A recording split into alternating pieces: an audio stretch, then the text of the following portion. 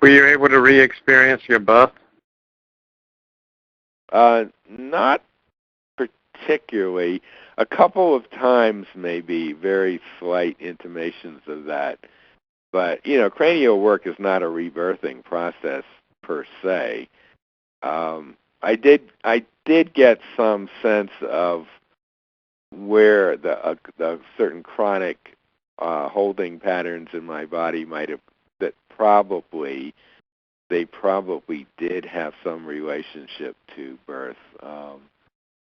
I think, I was born in the era of forceps delivery, and I can sort of imagine what happened with one shoulder being caught and so on, but I have no basis of proving that.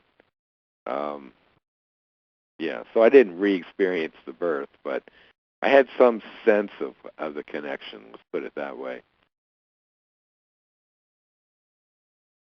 I listened to an interview with Jeremy Chance, conducted by Paul Cook, and Jeremy said when he was having business problems about, 5 or 10 years ago, he hired a consultant, and the consultant told him the first thing you need to do is change the name, that the name Alexander Technique just doesn't work, and so that's how he came up with Body Chance. Well, I can see that. I once had a businessman here in Lincoln once, a student of mine once said something fairly similar, and he said, an ideal name in America. There's a company called Kelvinator, I think. He used that as an example. They make refrigerators and freezers and so on. He said it was perfect. It had elements of refrigerator, elements of Kelvin, the Sub-Zero guy in there and everything. And, it could be true, but I don't think at this point it's really possible to change it, especially with the Internet. The Internet has even wiped out Alexander Method pretty much, which was a potential competitor maybe 20, 25 years ago. The fact is that Alexander Technique is now the term, and we get a lot of benefits when there's some, like just a few days ago, Johns Hopkins University Medical School had a little piece saying how the Alexander Technique could be useful for back pain.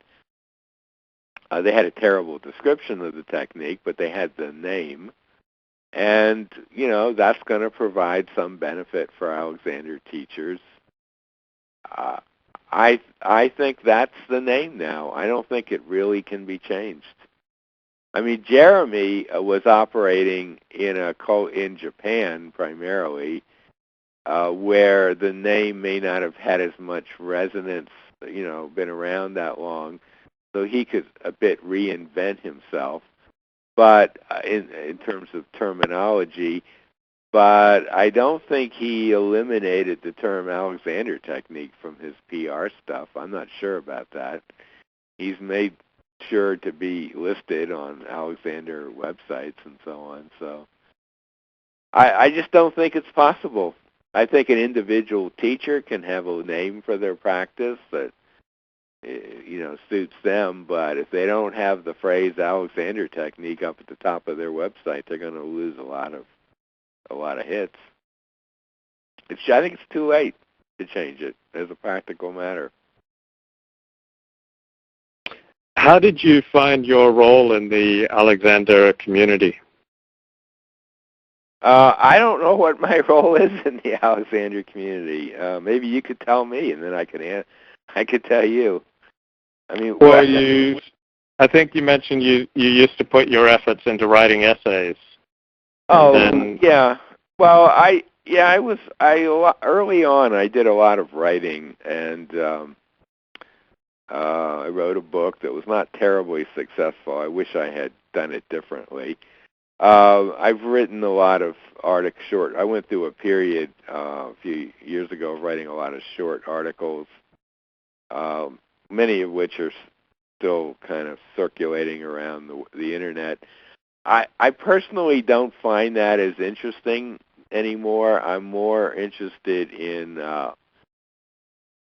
in audio, in interviews. I do a lot of those.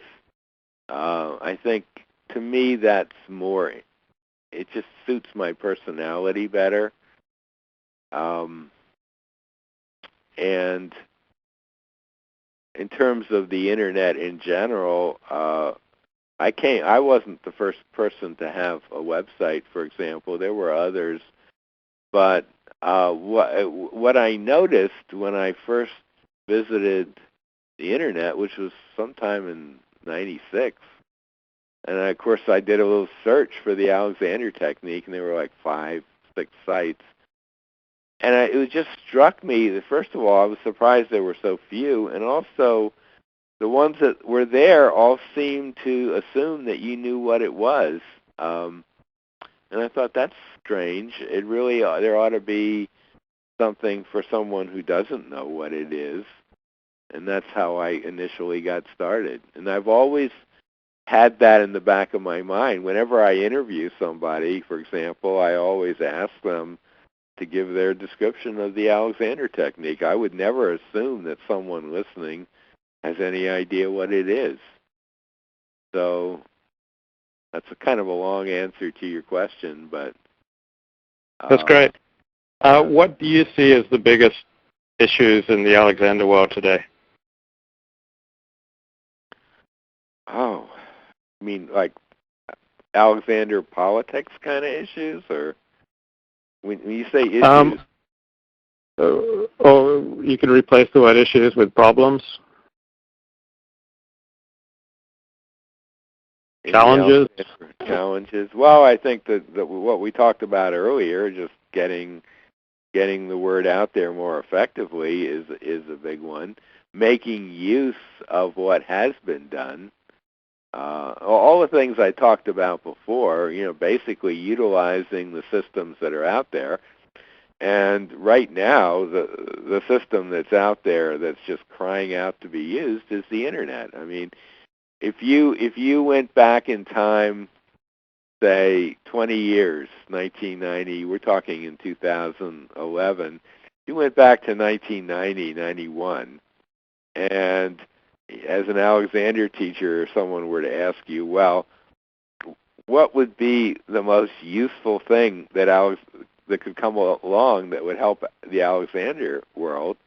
And someone said, well, how about a system that lets everyone be connected instantly and pretty much free, that allows, a relatively small group of people scattered around the world to connect with each other, to reinforce each other's work, to get the word out there in a coordinated way, to make it available to anyone in the world very quickly and basically for free. All the stuff that the internet does. That would have been seen as a gigantic gift to a profession like the Alexander technique. Relatively small number of practitioners, relatively coherent and geographically dispersed. And so the gift was given, but it hasn't really been fully received. It's sad to see, and the gift keeps getting bigger. With social media, YouTube, etc., and it keeps getting largely rejected. So I don't know. To me, the biggest problem is failure to take advantage of opportunities.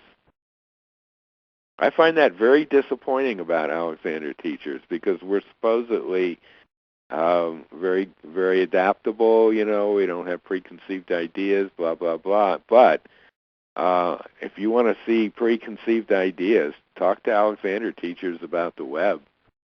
I mean, I see that all the time. They have weird and strange preconceived ideas that they're unwilling to examine. I'm sure you've run into that out there in L.A. Yeah. Yeah. And I've talked, I know it's not just me. I've talked to people all over about that, and it is pretty general. There are a bunch of teachers who are fully out there in various ways, but I would say that number is pretty small. Probably, I'm just guessing now, certainly